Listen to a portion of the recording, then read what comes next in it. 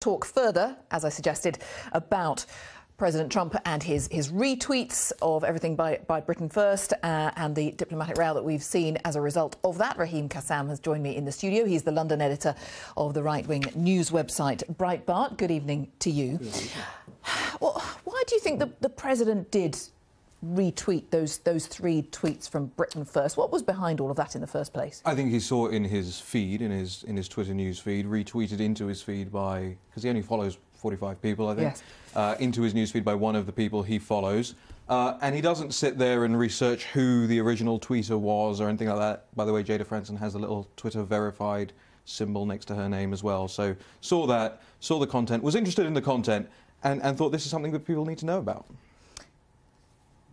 Is this a shift? I mean, you might have heard Barbara there saying that in diplomatic circles in Washington, they think this is a new low. Yeah. Well, the swamp, is that right? The swamp will always find a way to criticise President Trump for anything he does. Let's analyse this in real terms. You know, we've had breathless coverage of this now since it happened. The whole political establishment and media establishment going into overdrive, hysterical over this, right? Over tweets. An emergency debate in Parliament. Yes, but he has 45 million followers. An emergency debate in Parliament. Are we that scared nowadays of these fringe organisations that you have to have an emergency debate in Parliament? The Archbishop of Canterbury, the Prime Minister, the Home Secretary. I mean, these are things that you do in a time of war. They're not things you do on the back of a couple of tweets.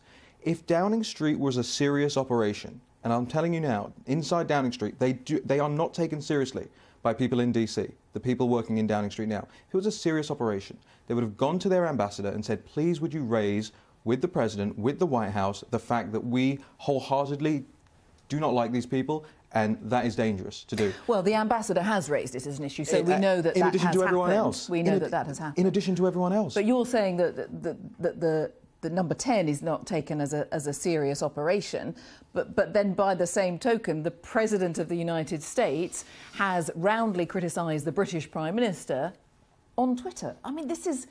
And by the way, not so diplomatic way to behave. By the same token, if you're saying it should be done at an ambassadorial level, the rule book, shouldn't that be similarly? The rule book went out the window on November the 8th, 2016, when the American people decided they wanted a bombast in government, right? They wanted this. They saw it during the campaign and they elected it, right? So for him to call out the British Prime Minister, when the British Prime Minister is using this event to virtue signal, and you have a situation where we need a trade deal with the United States.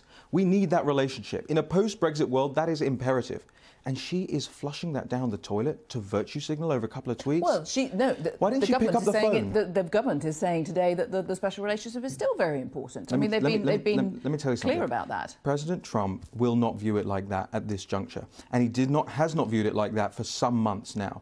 The British political establishment, I guarantee you, is using this, calculatedly using this, to try and drive a wedge, because they don't want Brexit to happen. Theresa May, don't forget, was a Remainer.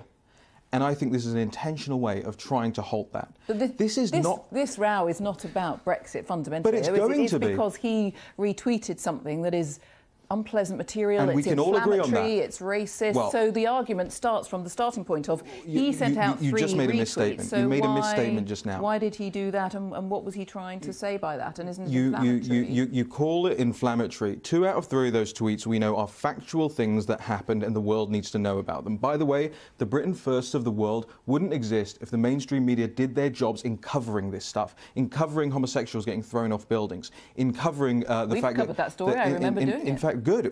And all of your colleagues need to be across these things in covering the fact that Christians in the Middle East are so heavily persecuted. And we scarcely hear about that.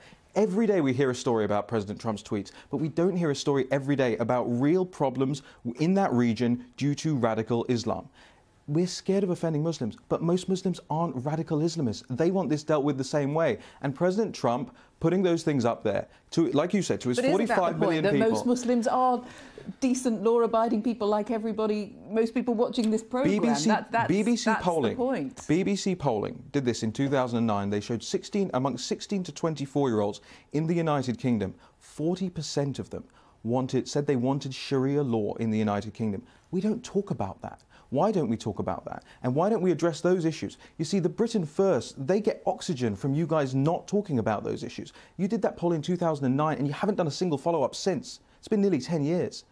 I want Britain First gone the same way that, you know, I think every serious person doesn't want them part of the political debate, but they exist because there's a vacuum created by the lack of coverage on these issues. Do you think a state visit should happen? The President Trump should at some point come to this country on a state visit? I don't think it matters. I really don't think that's interesting to anyone. I don't think it's interesting to us. I don't think it's interesting for him. I just don't care about that. What I care about, by the way, is how much airtime we're spending debating tweets. Meanwhile, we're not talking about serious issues that are going, and not just radical Islam, by the way. We're not talking about how manufacturing across the United Kingdom is down. We're not talking about our fisheries. We're not talking about serious problems that everyday people have. We're talking about tweets. And I don't mean this as a personal attack on you or what you do. What I mean to say is that these organisations, these fringe organisations, same with the EDL and all these guys, they get oxygen because you guys you just obsess over the smallest of things. This issue is done. Well, I mean, the topics that you just listed there do get talked about, and they do get covered. But also, you're saying, well, correct me if I'm wrong. I think you're saying it's a fuss about nothing. Yeah. It's just something on social media. I'm trying to paraphrase what you're saying. I think you're right. But you say just social media. But social media now, we know this is a different world from 10 years ago. It is an extraordinarily powerful tool. President Trump has 45 million followers, and we know, rightly or wrongly, lots of people get all their news, all their information just from following social media. Sure. So don't we all have a responsibility to be more responsible with it? Because that might be one person's only source of information. Are you saying that people are not smart enough to filter information for themselves on social media? That they don't look at those videos and go, oh, OK, that's pretty bad, but I know all Muslims aren't like that. You think people, just flip like that and go, oh, that's everyone then? You're not giving people due credit. People out there are smart. They see their communities. They know what's going on. They have friends. They have work colleagues that are Muslims. They know that. But the issue itself, we're playing the ball. We're playing the man, not the ball here, right? We can agree that Jada Franson and the mosque invasions and all that stuff is desperately, desperately bad stuff. But the issues are really not dealt with. The problem with radical Islam... I wrote a book about this year. Desperately bad stuff, to use your phrase, did he? What? Well, like I said at the beginning of this interview, I'm sure he didn't do any due diligence on who this verified Twitter user was. Right, exactly. But that takes us back to the beginning of our conversation, doesn't it? People all day have been saying, well, actually, he's the president of the most powerful nation on earth. Maybe he really should be doing due diligence. He's not being responsible with his use of social media. And that's a fine conversation, and it's a great statement to make, and there you've made it. And that's where the issue ends. Do you see what I mean? How many times can you keep going over this? How many front pages do we need? How many commentary pieces do we need? How many statements in Parliament do we need? How many mayors of London do we need coming out robustly saying, by the way, Sadiq Khan saying he's not welcome in the United Kingdom. Sadiq Khan does not speak for the United Kingdom. He's the mayor of London. He's the mayor of London. Democratically elected. He does not speak for the United Kingdom.